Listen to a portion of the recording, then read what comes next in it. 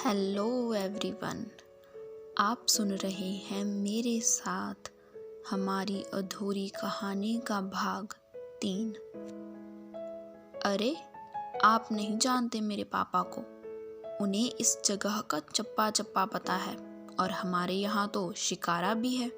तो ऐसे में आपको घूमने के साथ साथ शिकारा का मज़ा भी दिला देंगे।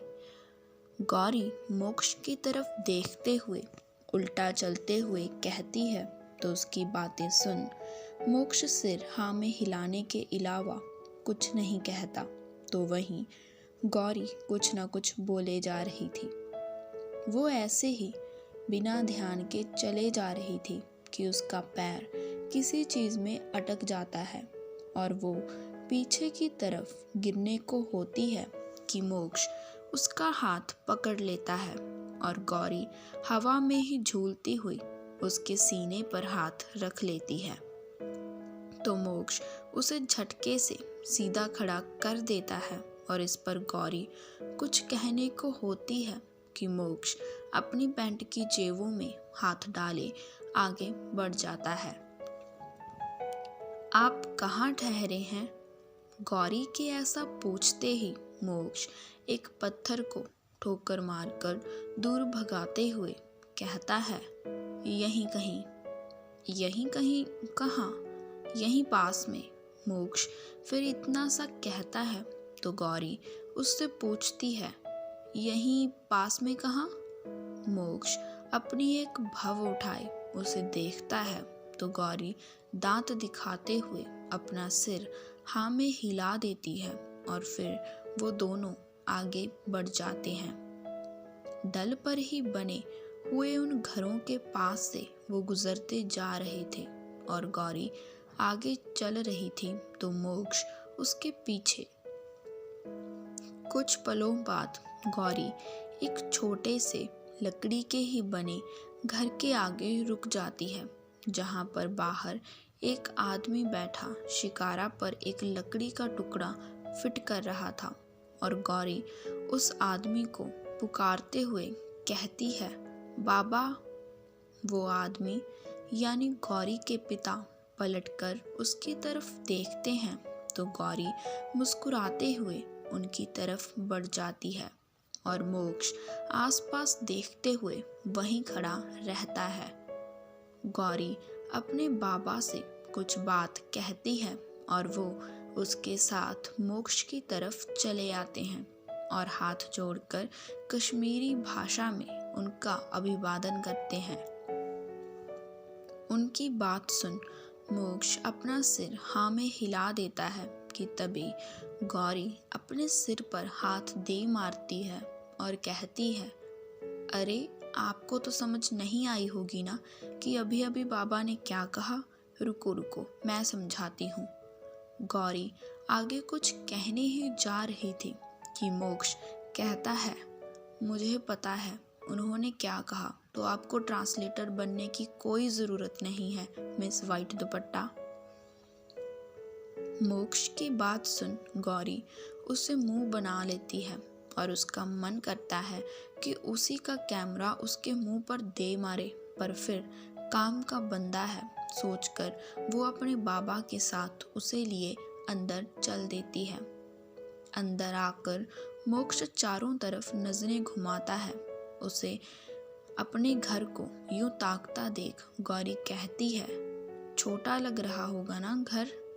मोक्ष ना में सिर हिला देता है और हल्का मुस्कुराकर कहता है, नहीं, सुकून सा लग रहा है।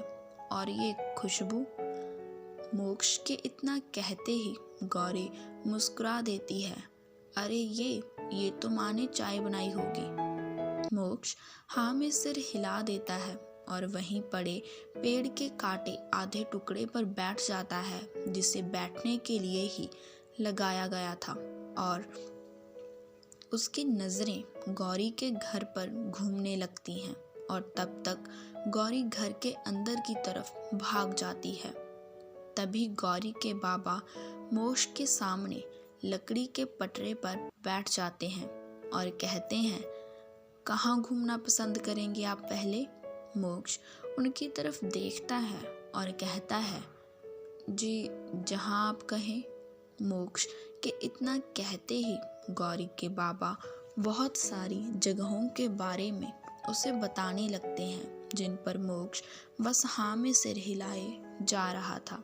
पर उसकी नज़रें घर के अंदर की तरफ जाते दरवाजे पर थी, क्योंकि गौरी को अंदर गए काफ़ी समय हो गया था, पर वो वापस नहीं आई थी। और ये बात मोक्ष को खुद भी समझ नहीं आ रही थी कि क्यों वो चंद पल पहले मिली गौरी को देखने के लिए बेताब हुए जा रहा था। पर वो कहते हैं ना कि कुछ रिश्ते पहले से ही तय होते हैं, बस मिलने का इंतज़ार होता है। और शायद यहाँ भी ऐसा ही कुछ था।